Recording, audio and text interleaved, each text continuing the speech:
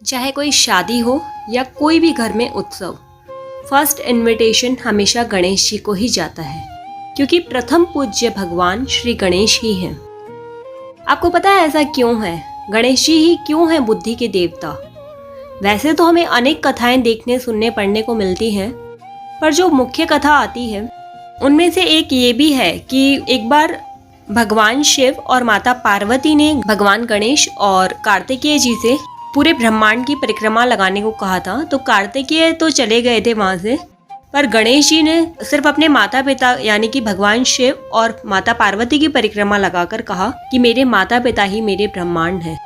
और माता पार्वती और भगवान शिव ने प्रसन्न होकर के उन्हें आशीर्वाद दिया था कि हे गणपति, अब से तुम हमेशा प्रथम पूज्य बनोगे और तुम बुद्धि के देवता कहलाओगे, क्योंकि आज तुमने अपने शारीरिक बल पर नहीं बल्कि बुद्धि के बल पर कार्तिकेय को जीत लिया है। ये सब आजकल हमें संसार में भी देखने सुनने को मिलता है।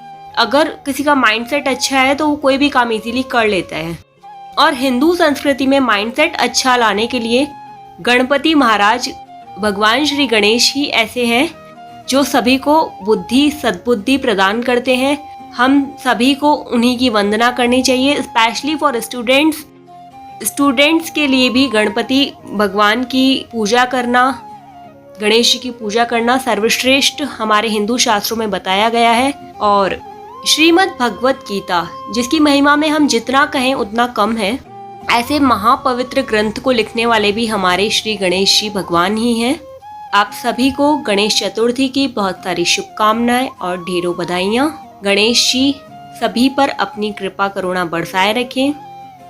एक और बात जो मैं इस वीडियो में कहना चाहूँगी कि हम सभी लोग गणपति घर में रखते हैं और विसर्जन भी करते हैं, बट मैं सिर्फ आपसे इतना सा ही कहूँगी कि गणपति विसर्जन जहाँ कहीं पर भी हमारे पास पानी के तालाब इजीली अगर अवेलेबल हैं आपके लोकेशन में, तब तो आप गणपति विसर्जन बहुत अच्छे से करिए।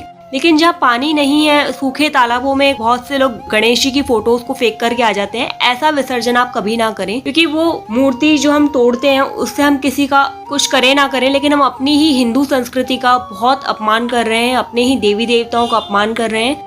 आप भगवान का विसर्जन बहुत अच्छे से करिए। अगर आपके पास पानी नहीं है तो आप इको फ्रेंडली गणेश जी खरीदिए, जिनको आप घर में ही किसी पॉन्ड या बाल्टी में आप उनका विसर्जन करके उस पानी को आप किसी पेड़ में दे सकते हैं। लेकिन आप गणेश जी को कहीं पर भी ऐसे ही किसी भी जगह पर रख करके ना आए। इन्हीं शुभकामनाओं के साथ मैं केवल इतना ही कहूंगी कि सभी के घर गणेश जी पधारें, गणेश जी सभी के कार्य सिद्ध करें। हरे कृष्णा, राधे राधे। बोलो गणेश जी महाराज की जय।